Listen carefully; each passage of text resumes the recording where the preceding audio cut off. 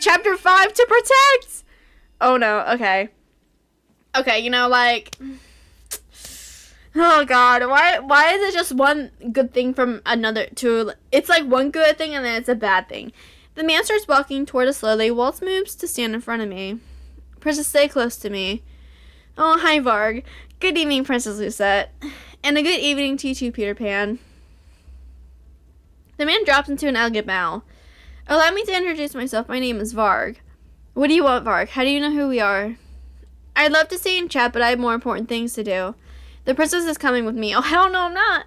Varg takes one long stride toward us. He taps the cane he's holding onto the ground. A surge of light emanates from the cane, then flares out toward us. Princess, go back to the marchand. Hurry. Waltz darts toward Varg before I can stop him. What?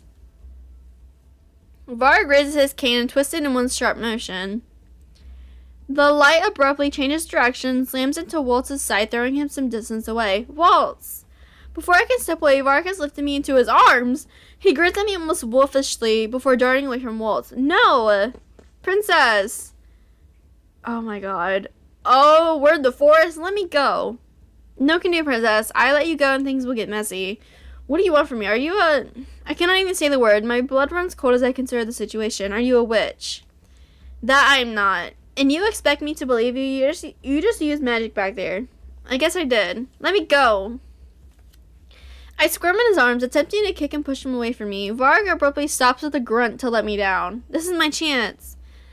I start to bolt away from him, but he quickly grabs my wrist and pulls me back. Not so fast. Get your hands off of me. I'm not here to hurt you, Princess. After what you did to Waltz? He leans in toward me until he can look me in the eyes. Well, he was in the way. Besides, it's not like I killed him. Varg begins walking again, this time pulling me with him. I try to break away from his iron grip, but fail. Where are you taking me? Back to where you truly belong. If there's one place I've learned from the fairy tales, it's that a princess belongs in a palace. Oh, why are you taking us back to the palace? I'm unable to stop the gas that leaves my lips. He stops and turns to me. You've been away from home for far too long, Princess. Don't you want to go back? I do want to go home, but I'm not welcome there anymore. At least not while I'm still cursed. Release her. Varg releases me just in time to block a sorcerer that comes out of the darkness of the trees. It's Karma. Yes! How annoying. I could say the same thing about you. I back away as the two trade blows. Varg uses his cane to defend himself against the man that had just emerged from the trees. That man. He's the one who was with Waltz, the man with the sword that helped save me from bandits all those months ago. There is something graceful in the way the man moves as he swings his sword at Varg. He almost looks like he is dancing. The stranger continues swiping the sword and eventually gaining enough leverage to force Varg back. He moves so quickly that it takes all of Varg's reflexes to simply block his slashes. They're so fast. Varg takes a few steps back and keeps a safe distance from the stranger. Impressive. The man gives Varg a loop-sided smile as he points his sword at him, the two of them temporarily frozen as they each wait for the other to move first. You're not too bad yourself. Wait, is that? Now that he has stopped and I have a better look at him, I can see the stranger's features are uncannily similar to Karma's. Karma? But is it really him? Yes, that's him. Princess, are you okay? I turn my head to see Waltz and Delora rushing toward me. How did you find me?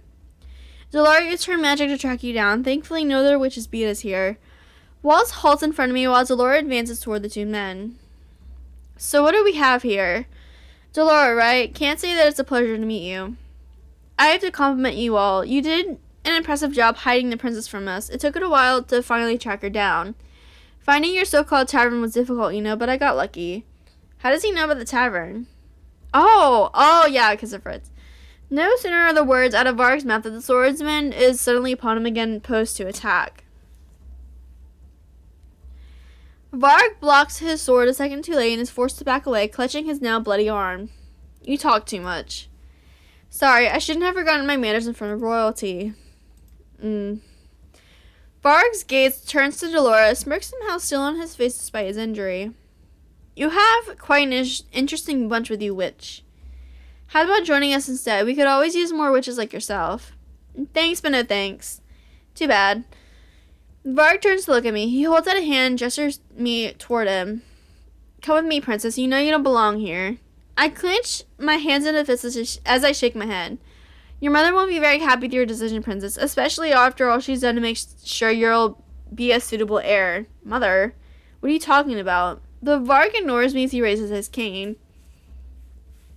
Sorry to leave the party so quickly, but I'll be back enough soon for you, princess. Next time, whether you like it or not, you'll be coming with me. I'm not done with you.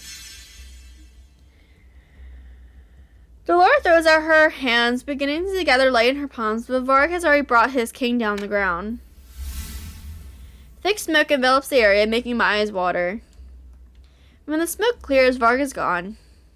Delora huffs in annoyance as she lowers her arms back down to her sides. To think that those witches are using a human to do their dirty work. What was that cane he was carrying? I look up at the stranger who has sheathed his sword and is walking toward whilst Delora and I are standing. It's an enchanted item. That cane has been infused with a spell that allows Varg to use magic. Limited magic, but powerful enough to make him dangerous. Oh, that's interesting. Well, it's far easier for a human to explore the kingdom without anyone getting suspicious. The stranger stands close enough for me to get a proper look at his face. I can no longer deny the resemblance I saw earlier. Karma, is that really you? You've good eyes, darling.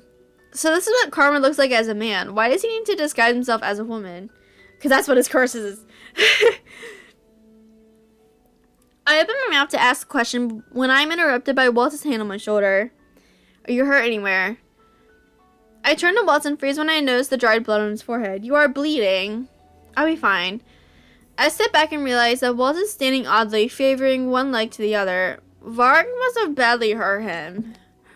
Will we either go back now, or you shouldn't have come here? You shouldn't have come here. I had to. It's my fault. Vog? Yeah, let's call him that from now on. It's my fault Varg got to you in the first place. Waltz forces a smile, but I can see the sadness in his eyes. I couldn't protect you at all. I'm so sorry. Why do you keep worrying about me? I'm not even hurt. What if something happens to you? Waltz smiles. He tries with great effort to mask his pain. I'm happy that you're worried about me, princess. It doesn't matter what happens to me so as long as you aren't hurt. How can you say that? Waltz's expression suddenly twists as he doubles over, his eyes glazed in pain. Waltz. Oh no. Delora catches one of Waltz's arms, supporting him as she turns to address both Karma and I. We should return to the march, and Rumple needs to see to Waltz's injuries. Rumple. I'll explain everything once we're back. Delora calls for Rumple as soon as we arrive at the march-in. When Rumple enters the reception area, he is clearly distraught by Waltz's injuries. What happened? He'll first explain later. I expect Rumple to object, and I'm surprised when he does nothing more than nod. Carefully, Rumple leads Waltz back to his room so he can be treated. Delora looks in the direction Rumple and Waltz have gone with a thoughtful look on her face. We're lucky that we have Rumple here with us. Anisas go with herbs and small wounds, but Rumple has more experience with serious injuries. What are you talking about? Remember his curse? Rumple's not the only one who does not remember who he is. None of the townsfolk remember his name either. But what about those with the curse? Shouldn't they at least still be able to remember his name? Rumple is an exception to the rule, as he is with many things. In his case, not a single person can remember his name. Funny thing is, they can still recognize him. He ran into someone who called him a doctor today. Even just hearing it brought a memory back. Ooh. He's gotten one of the chapters of his journal back now. He is quite the proficient doctor. He collects his journal pages by retrieving memories from others to still remember him. What a strange curse. My eyes wander around the reception area, and I notice that someone is missing. Where's Karma? Don't worry about him. He's probably changing now. I do not understand why Karma is so secretive about his reasons for wearing a disguise. I'm about to ask Delora if she knows any of the specifics of Karma's curse when the door to the reception area is thrown open. Princess! What the hell? I'm surprised when Annie suddenly throws her arms around me. Oh, I thought she was like, oh, okay, sorry. She pulls me to a tight hug. I was so worried about you. Thank goodness you're safe. She pulls away and begins to wipe at tears that have sprung to her eyes. Aw, why are you crying? Because I was worried about you, silly. She was really so worried she'd cry? Why?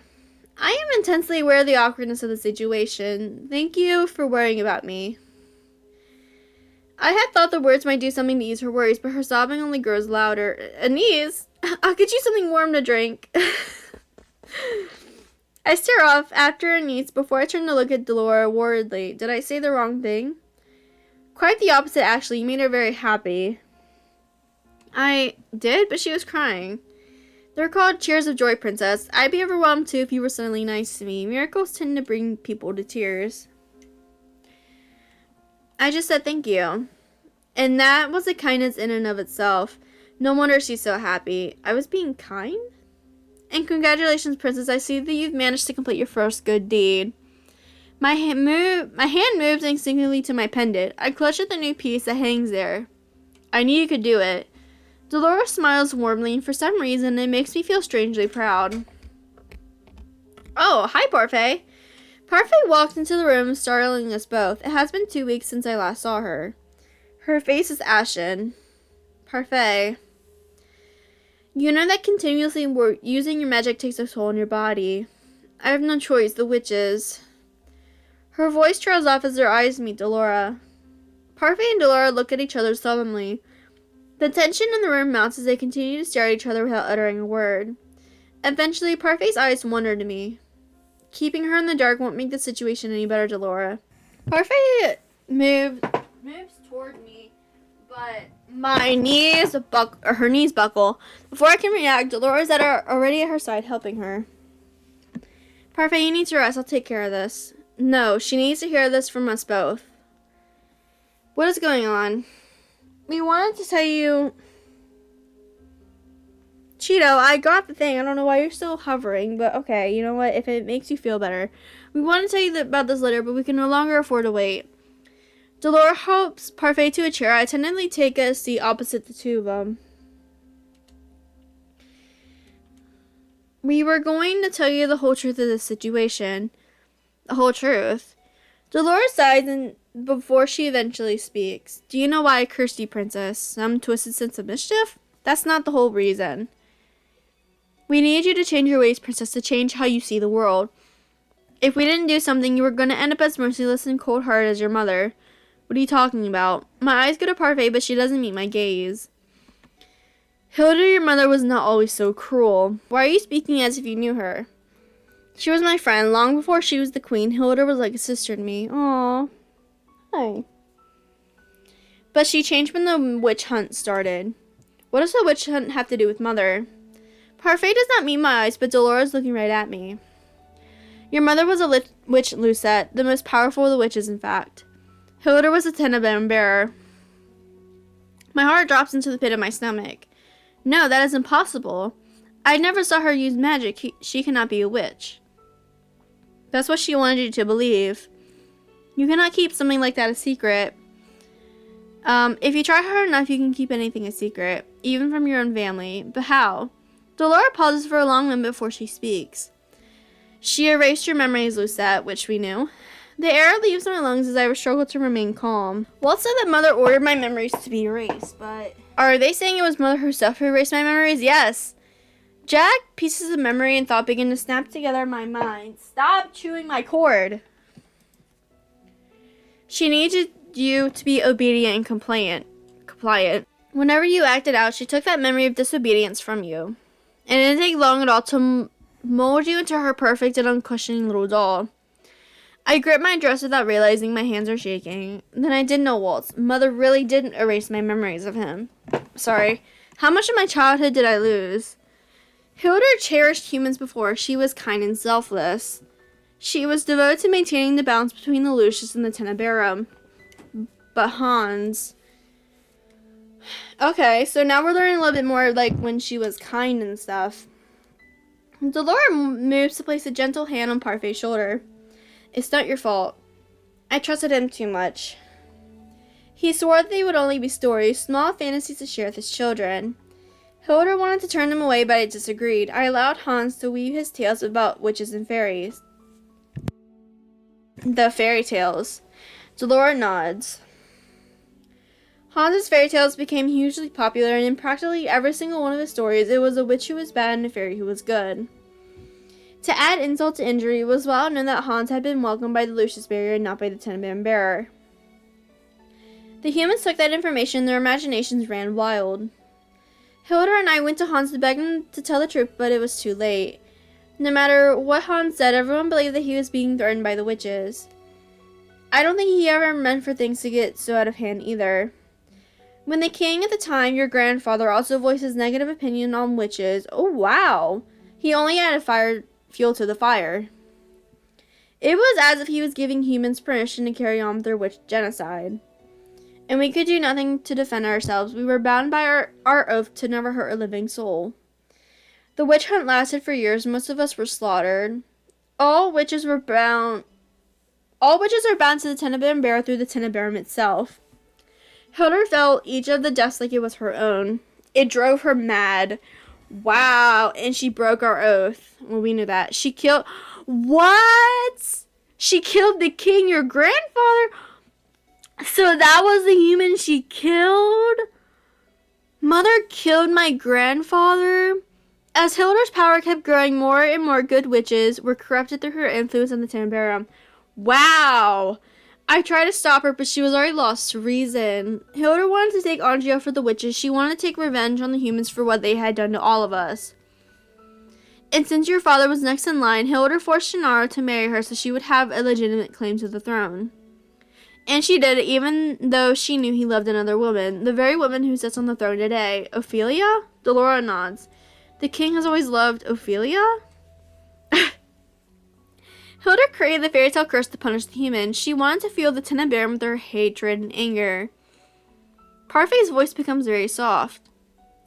The balance between dark and light was lost. While Hilda lived, Angielle was a place of grief. I can feel an impending headache coming, but even if what you're saying is true, Mother is dead. She's been dead for 4 years. She is, but for some reason, the witches are becoming more active. Garland and Jurian's patrols have confirmed this. Patrols? Is that why they disappear at night? I had a class of glamour on you so that other witches would be unable to recognize you as the princess. But it seems like they've already seen through your glamour. They're looking for you, princess. The witches are looking for you. What? Why? The Tenebrarum needs a bearer. A witch needs to take on that role and regulate the balance between the illusions and the Tenebrarum. For the past few years, it's been in a state of hibernation. We believe Hilda infused her life in the Tenebrarum to keep it stable. But now the Tenebrarum is beginning to wake again. We believe that's why so many people are being cursed lately. The witches are preparing for their new bearer. Dolora turns to me with an expression I cannot quite read. They only have to wait until you turn 18. The air in the room seems to disappear all at once. Princess, on your 18th birthday, your curse will break regardless of whether you complete your 3 good deeds. And you will become the Tenebrarum bearer. You will inherit that title and the power from your mother. Impossible. My heart is racing and I feel faint. Even if Mother was a witch, I can't use magic at all. All halflings like you inherit their magic at 18. No, I am human. Princess. Dolora's expression is grim as she speaks. We've been watching over you for a long time, Lucette. We know what sort of influence your mother had on you. The curse was a test. We need to know that you wouldn't return Angielle to what it was when your mother was queen. We can't allow another great war to tear Angielle apart. Dolora and I believe that there is still goodness left in you. You just needed a wake-up call, thus the curse and the 3 good deeds.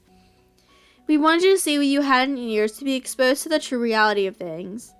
And above all, we need to see that you were capable of 3 good deeds.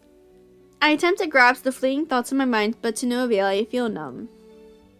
That's it. No more secrets. Parfai's voice is gentle when she speaks to me. The future of this kingdom is in your hands. Will you follow your mother's footsteps, or will you achieve the same balance that we had before? Oh my god! Oh my god, that question is... Oh my god! Will you follow your mother's footsteps, or will you achieve... Oh my god! Well, we're not going to follow her footsteps, obviously. I mean, come on. No matter how much I try, I'm unable to sleep after my talk with Dolora and Parfait. Mother was a wicked witch, and I am the next bearer of the Tenebrarum. It all makes sense now. So many people hated me because they thought I would be just like Mother. I feel the weight of the truth crash down on me and it is suffocating. What am I supposed to do now? I turn to my side and bring my knees to my chest. How do I know what the truth is anymore? Suddenly an idea occurs to me. There is one other person who might know the truth. Waltz. I wonder how he is doing. I slip out of my room and make my way toward Waltz. Waltz is sound asleep when I push the door to his room open. He looks so small in the bed. I pause to look at the hefty amount of herbs lying on the table. Those herbs. I remember Anise once told me that they help with pain. Rumple and Anise have given Waltz a lot of them. Thoughts about the truth of my mother retreat to the back of my mind as I remember the encounter with Varg. Waltz would never have gotten hurt if it wasn't for me. My eyes begin to sting. Oh, you're gonna cry. You know what? I feel like he was like, you know, you can always cry, so just cry. For the first time in years, I let my tears flow freely. I do not even know why I am crying. I find myself talking aloud. You said that crying doesn't make a person weak, but it certainly makes me feel that way. You're not weak, princess. Aww. Aww. Oh my god. Waltz? When did he wake up? You're the strongest person I know. Waltz's voice is softened and his words are slurred. He is clearly still under the influence of the medication he's been given, but he still continues to speak. Despite everything you've gone through, you're still standing on your own 2 feet. I cannot lie anymore. I have only been pretending to be a strong person. But I cannot do this anymore, knowing that all this time I've been living a life full of lies. I am questioning even my mother's affections now. Another dangerously gloomy thought hangs at the brink of my mind. If mother did not care about me, that means no one did at all. I do. I care about you, Lucette. Oh, that's so sweet. Waltz's voice begins to grow weak as his eyes flutter close. You're tired, Waltz. You should sleep. Lucette. His voice is slurred and slow, but hearing him say my name without the title somehow feels nostalgic. Please don't cry, little star. Aww. Waltz closes his eyes, finally surrendering to sleep. I take a deep breath and leave his room, closing the door quietly behind me. Again. Okay. Abracadabra. Oh, is this Waltz? And her? Teach me how to do it too. A magician never reveals his secret, little star. You always say that. Please. Just this one. Please, Waltz. Okay, yeah, it is Waltz. Oh, this is a memory of them too. On your birthday. I'll teach you how to do it on your birthday. Promise? Promise.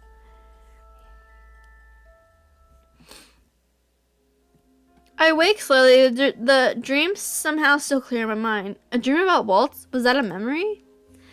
I shake my head before I glance at the clock, stopping to stare at the time. How is it already this late? Princess. Waltz? The door opens and Waltz walks inside with a tray of food. He sets it down by my bedside as I stare at him in shock. You're finally awake. Waltz, you were supposed to be in bed. I'm only injured, not an invalid, princess. But I'm fine, princess. It's not like you to worry so much. I respond to his smile with an expired sigh. He will never heal properly if he does not stay in bed. Here. I wanted to give this to you yesterday. Waltz reaches behind his back and pulls out a neatly wrapped box. It looks like as if he pulled it out of thin air. Another magic trick? He hands me the wrapped box. What's this? You'll need to open it to find out. Oh, it's the doll! This is... You've been wanting this, haven't you? I stared down at the doll he bought for me. It was the same one that caught my eye at the shop. The reason we went to the toy shop was that so you could buy this for me? Yep, I'm glad it didn't get damaged last night. My chest tightens with emotion. These dolls are expensive. Waltz would have needed more than just his usual show tips to buy this. Why would you buy this for me? I figured you might want the extra company, plus you've always loved dolls, so I thought this one might cheer you up. I stare at the doll as I curl her in my arm.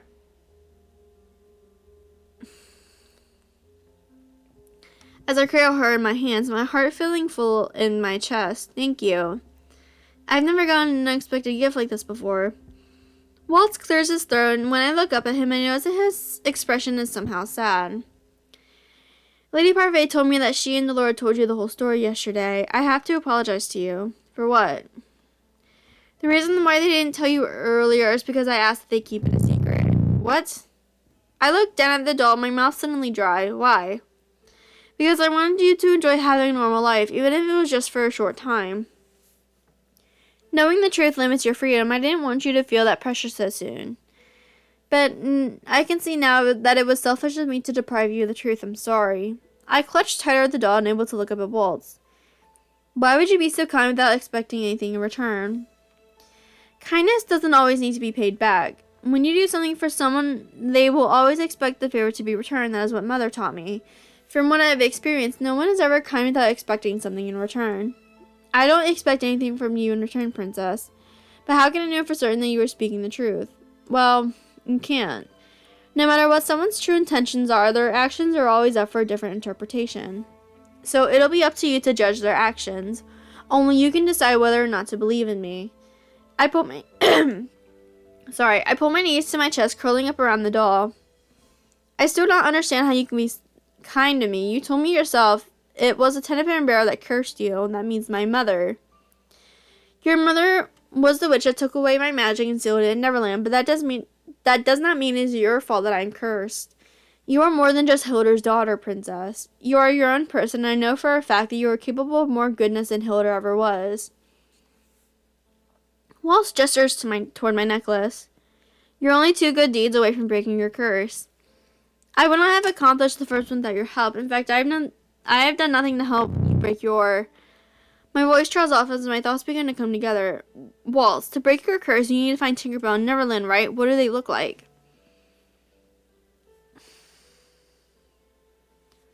Neverland is a gold box with a carving of wings on the top, and Tinkerbell's the matching key. I sit up abruptly.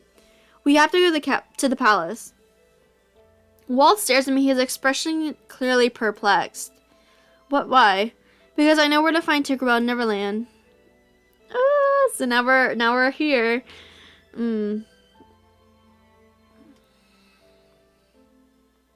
Okay. Waltz's description of Neverland and Tinkerbell was enough to jog my memory.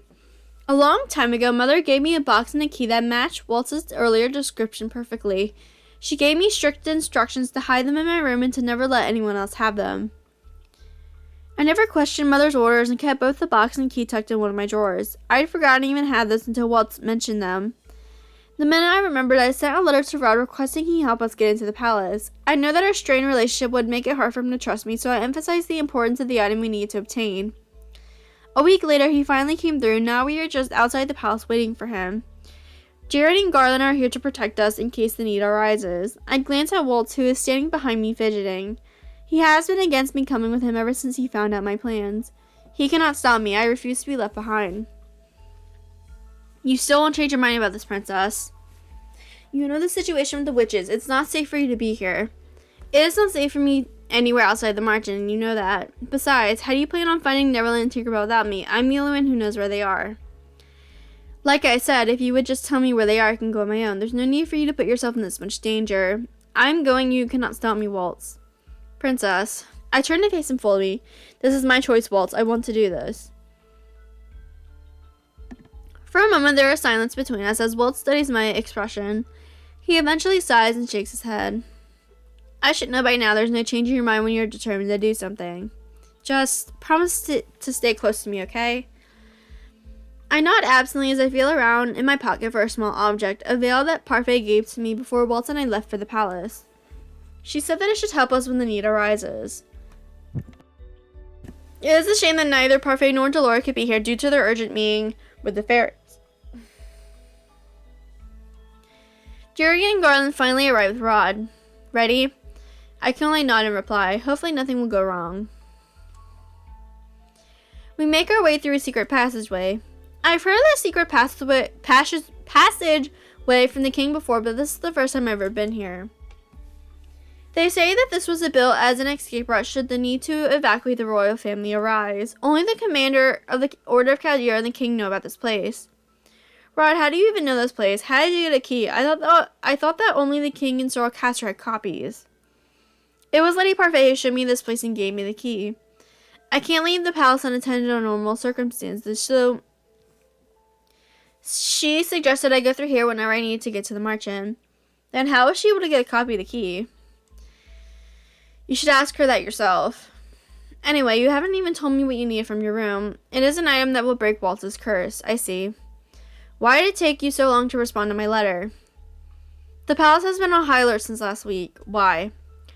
Rod stops and looks at me. The hesitation is clear in his eyes. Does something happen? A week ago, the king received a letter of warning. A letter? It said that 3 days from now, the king will be judged and convicted. His crown will be given to one more worthy. I stare at Rob with slow understanding. 3 days from now, but that date. Your 18th birthday. Wow. I continue to stare at Rod in disbelief. This cannot be a coincidence. But a new king. Do you think someone is specifically targeting my father? We all know that royals are always in danger. But this threat has made the king especially nervous. Are the witches involved in this? The silence that falls within the tunnels is heavy. They think there is a good chance they must be. That's why the Order of Caldera has tightened security. We continue walking in silence. Eventually, Rod points at something ahead of us. Here we are. The dim light of the tunnel illuminates a rusted door that leads into the palace. Rod looks around warily while Waltz and I quickly duck into the shadows of a column. The guards will be doing the rounds on the side soon. We need to hurry. Right. The halls are thankfully quiet as we traverse them. Rod did a good job of scoping out the times of patrol. Eventually, we reach my room. I stop at the door to my room, suddenly overwhelmed by nostalgia. It has been so long since I've been in my room. Is this Emmeline's room now? No, by the king's order, your room has been untouched since you were cursed. Then what has become of this room?